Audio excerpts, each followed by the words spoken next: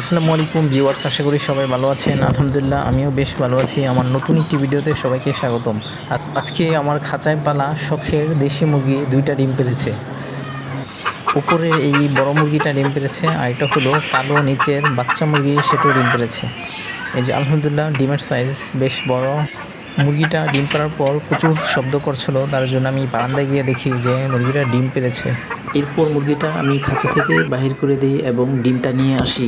মাশাআল্লাহ অনেক বড় ডিম, কারণ মুরগিটাও খুব বড়। খাঁচায় মুরগি যাতে প্রত্যেক দিন ডিম পারে তার জন্য মুরগিকে আমি বিভিন্ন ধরনের শাকসবজি এবং গ্রিট খেতে দেই।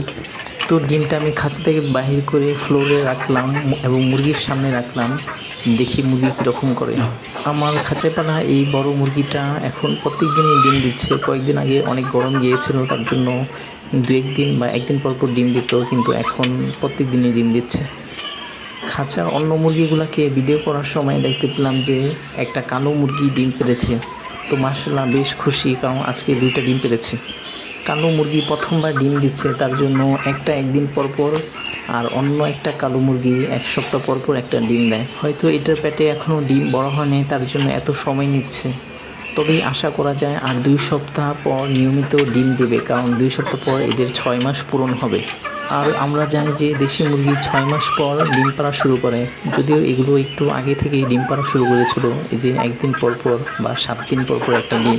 তো মুরগির ডিমগুলো আমি খাঁচা থেকে বাহির করে ফ্রিজে রেখে দেবো। এখন ফ্রিজে আরও কিছু ডিম আছে মুরগির, এই যে এগুলো সব হলো দেশি মুরগির ডিম।